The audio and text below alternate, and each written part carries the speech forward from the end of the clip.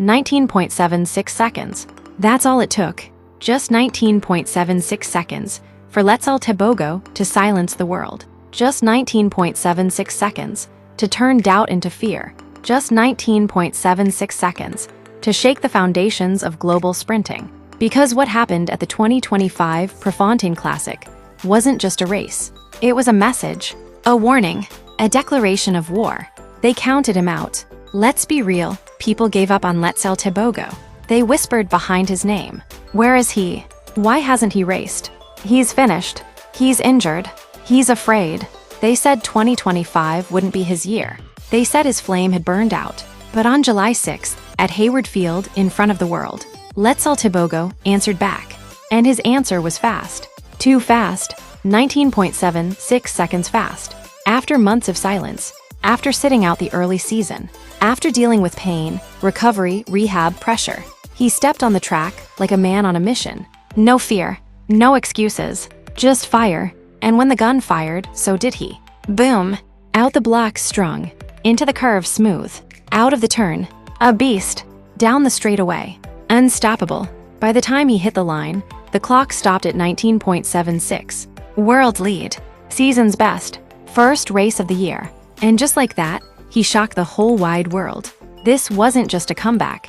It was a statement, a warning shot to every sprinter alive. To Noah Lyles, to Arian Knighton, to Courtney Lindsay, to everyone dreaming about Tokyo Gold. Because now, Tebogo is back. And let's not ignore who he beat. This field wasn't weak. It wasn't some warm-up heat. It was stacked. Courtney Lindsay, one of America's fastest rising stars, came second in 19.87. Alexander Agando from the Dominican Republic, experienced, dangerous, finished third in 19.94. Robert Gregory, fourth with 20.04. Jareem Richards, the Trinbaganian legend, fifth in 20.23. And Tebogo made it look easy. So now the question is, if this is what he's doing fresh off an injury, what will he do at full strength? What will he do in Tokyo? What will he do when the lights are brightest? This comeback wasn't supposed to happen. This wasn't the plan. Most athletes take time. Most jog their way back. Most ease in slowly. But not Tebogo. He stepped back into the game like a king, returning to his throne. And the world had no choice but to bow. Let me tell you something. When champions fall and rise again, they're more dangerous than ever. Because now, it's not just about winning. It's about proving something. Proving that injury didn't break him. Proving that the silence wasn't weakness. It was strategy. Proving that he's not the future anymore. He is the present. And 2025, it might just belong to Letsile Tebogo. The 200 meters has a new threat. A new alpha. A silent assassin from Botswana. And now the world is watching.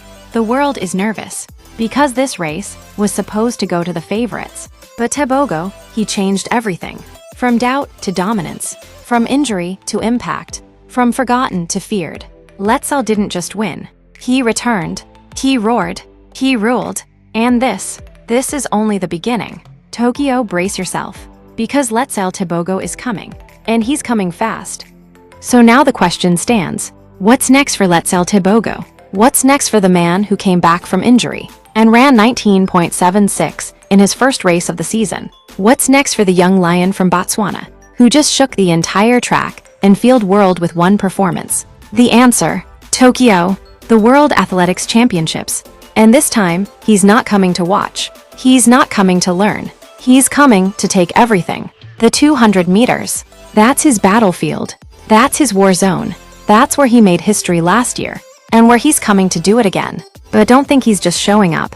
He's arriving with a purpose. A mission. A hunger. Because now, the whole world is watching.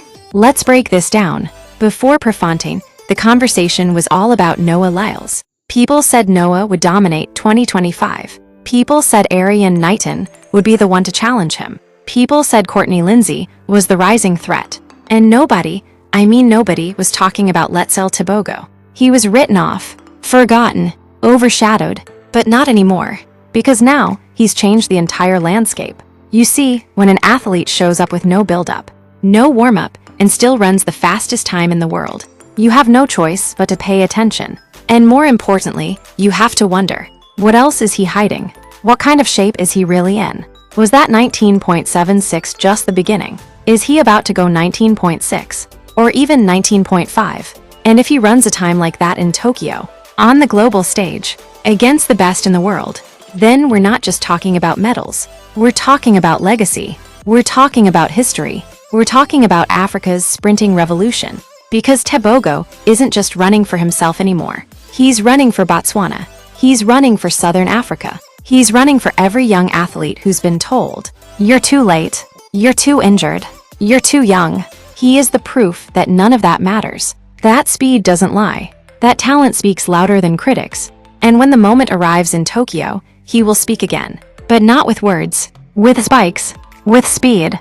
With fire. So what happens if he wins in Tokyo? What happens if he beats Lyles? What happens if he takes gold in the 200m? Well, it won't just be a win. It will be a shift. It will mean a new king of the 200m has arrived. It will mean the crown is no longer American. It will mean that Botswana is on top of the sprint world. It will mean that the doubted one has become the dominant one. But here's the truth. Let this sink in.